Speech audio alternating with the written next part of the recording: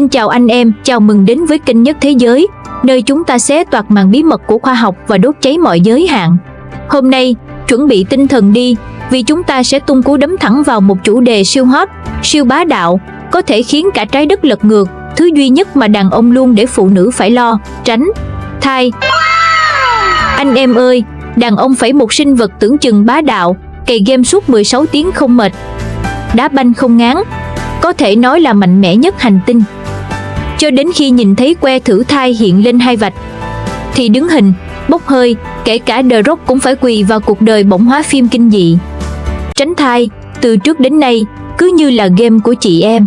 Nhưng khoan, anh em góp 100% vào cái kết, vậy sao không có vũ khí để kiểm soát ngày định mệnh đó? Đúng không nào? Con người đã tạo ra AI thông minh hơn người, biết vẽ, biết rap, biết tán gái hộ, rồi cho robot biết nói tiếng Hàn, tiếng Việt, thậm chí tiếng gắt như bồ mình lúc ghen và đưa tên lửa lên sao Hỏa. Nhưng vẫn không thể tạo nổi một viên thuốc nhỏ để ngăn anh em tạo nghiệp trong tích tắc. Hả? Vâng, câu hỏi ở đây là vậy tại sao đến tận năm 2025 rồi mà đàn ông vẫn phải lựa giữa bao cao su và bao dung số phận hả? Liệu có ngày nào trong tương lai mà tai chỉ cần uống một viên đi chơi tẹt ga mà không lo dính chưởng? Ồ, ý tôi là không lo trúng số độc đắc ngoài ý muốn ấy.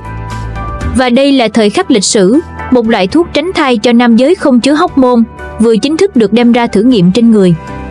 Anh em không nghe nhầm đâu, đây không phải tin đồn, không phải meme, cũng không phải sản phẩm tâm linh, mà là khoa học thật, bước ngoặt thật, và kỳ vọng cũng thật nhiều đấy. Bởi nó đã được kiểm chứng và đang được nghiên cứu bởi những nhà khoa học không rảnh để tấu hài đâu.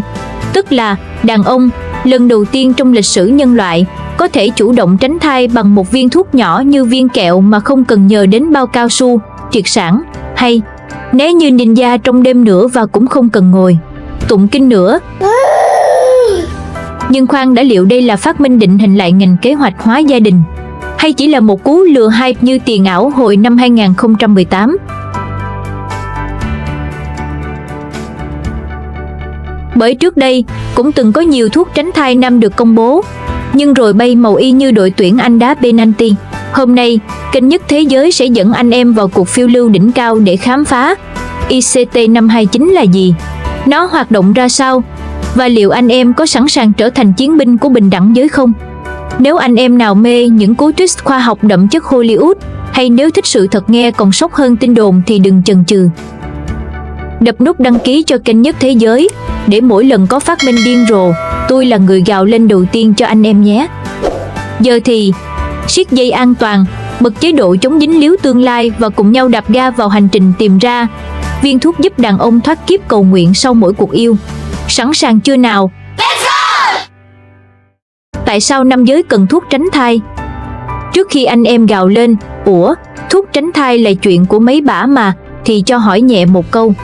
Ai là người góp phần tạo ra 100% cái kết, nhưng tránh thai thì lại góp đúng 0% trách nhiệm?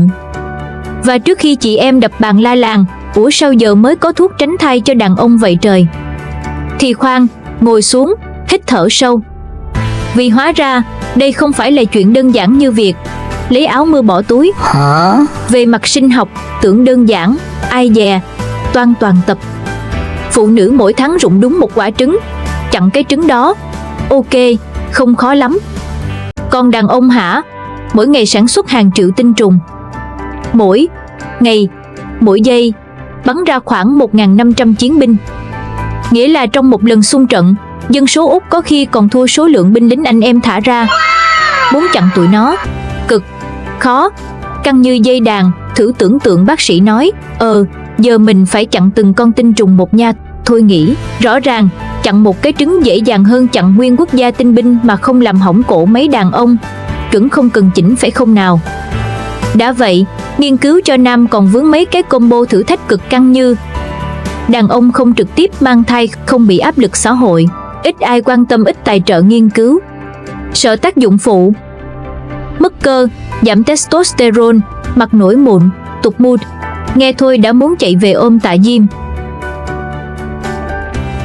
Đòi hỏi cao ngút trời, hiệu quả tuyệt đối, không đau, không mất phong độ, phải phục hồi khả năng bắn chuẩn. Ủa, yêu cầu như mơ mà đòi thuốc uống, nhưng đời không như phim. Các thử nghiệm trước đây thường gây tăng cân, mệt mỏi, thậm chí giảm lửa yêu.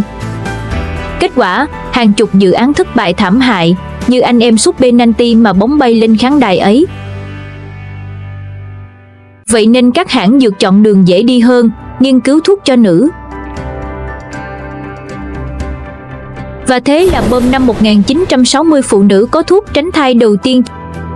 Một viên thuốc mở ra cả một cuộc cách mạng giới tính, giải phóng phụ nữ, thay đổi xã hội, bùng nổ văn hóa tự do yêu đương.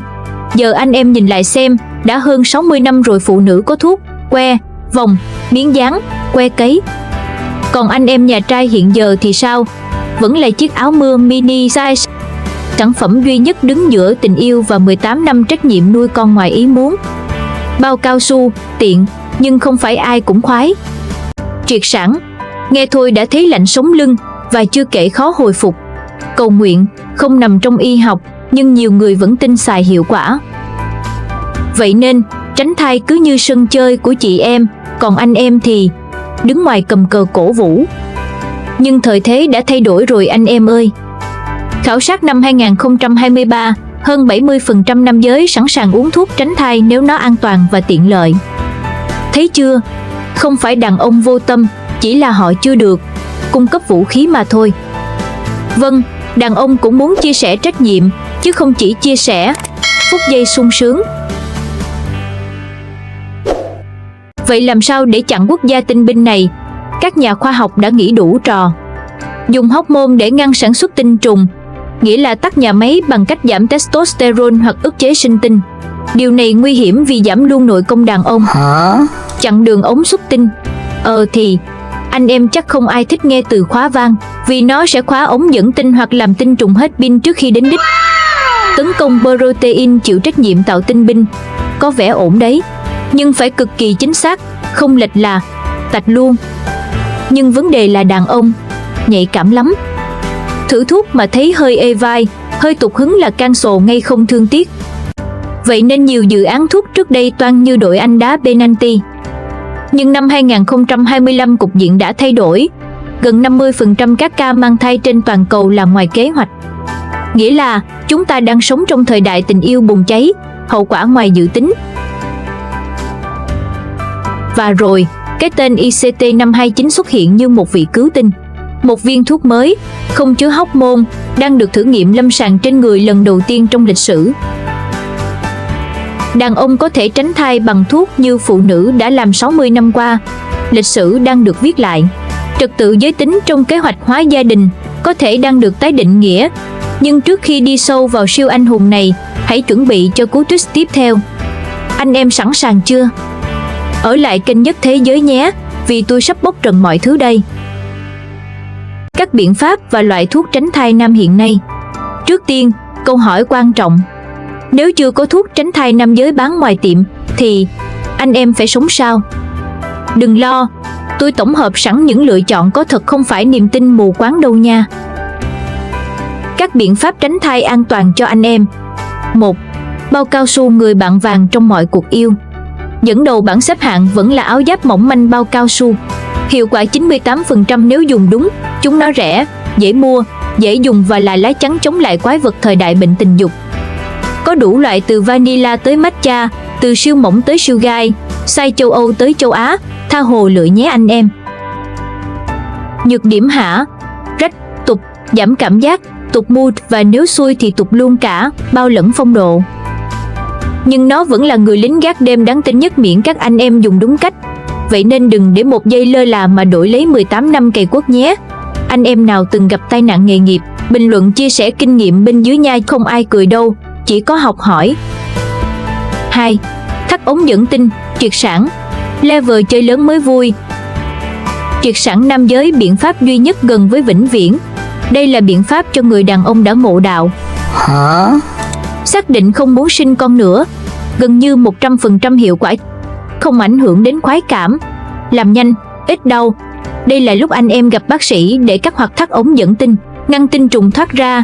Nhưng nhớ nè, nó gần như không thể đảo ngược ở nhiều trường hợp. Nghĩ kỹ, vì đây là vé một chiều. À, còn có công nghệ mới gọi là research. Tiêm gel vô ống dẫn tinh chặn tinh trùng và có thể tháo bằng sóng siêu âm, nghe ngầu chứ, nhưng mới ở mức truyền thuyết tiềm năng thôi, đùi chút thôi. Ý tôi là nó vẫn đang thử nghiệm, nên anh em cứ hỏi bác sĩ trước nha. 3. Gel bôi kem dưỡng da Kim tránh thai. Hôm nay anh có bôi chưa? Câu hỏi nóng bỏng của năm 2030 đây ư? Chuẩn bị sốc nè, anh em.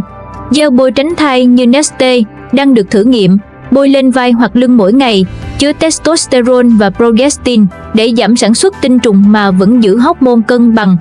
Hiệu quả 90% trong thử nghiệm, như bôi kem dưỡng da mà bảo vệ cả tương lai. Nhược điểm: phải bôi đều, không được quên và có thể gây ngứa da.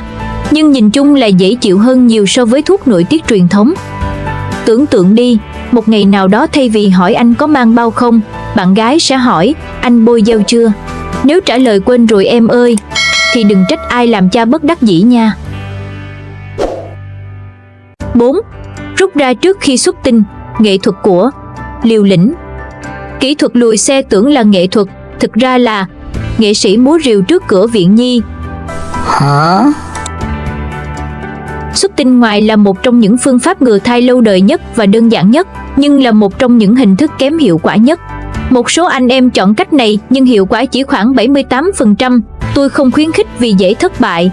Nhưng nếu anh em nào vẫn tin vào vận may nhiều hơn khoa học thì cứ thử đi. Tại sao hả? Vì quá khó kiểm soát đó. Chỉ cần một giọt tinh dịch nhỏ trước khi phóng cũng đủ mở màn cho bé đầu lòng. Anh em hiểu ý tôi đúng không? Do ngay từ thời điểm quan hệ, dương vật đã tiết ra chất nhầy và có một lượng nhỏ tinh trùng đã được giải phóng vào lượng chất nhầy này. Nói thật, đây không phải biện pháp, đây là niềm tin mù quáng.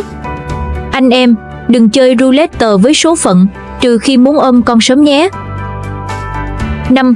Quan hệ không xâm nhập, yêu như ninja, không để lại dấu vết.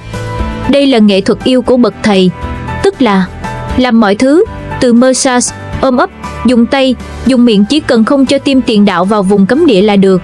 Hả? An toàn tuyệt đối 100% nếu không đâm lệch hướng. Không hormone, không dao kéo, chỉ cần ý chí thép. Dành cho các cặp nghiêm túc hoặc tu sĩ tập sự. Dạ vâng anh em, tôi biết kể cái này ra dễ bị chửi. Ủa, vậy còn gọi là yêu không? Hay tôi là đàn ông, không phải cha xứ? Nhưng nghe này, yêu có trách nhiệm, không cần sút vẫn ghi điểm. Dành cho các cặp đôi tôn giáo nghiêm ngặt hoặc mấy ông chưa cưới vợ mà chưa dám phá giới. Lời khuyên của tôi là nếu chọn đường này thì phải giỏi kiểm soát cảm xúc và cày chăm để cưới vợ sớm, vì giá vàng đã hơn 100 triệu một cây rồi, chứ không là stress, mọc mụn và tối nào cũng phải tự xử. Không xâm nhập là một nghệ thuật và người yêu bạn thực sự là người không cần phải làm tới cùng mới cảm thấy trọn vẹn. Nhưng mà nếu anh em nào chọn đường tu hành này, xin hãy đừng làm nội soi bằng ánh mắt,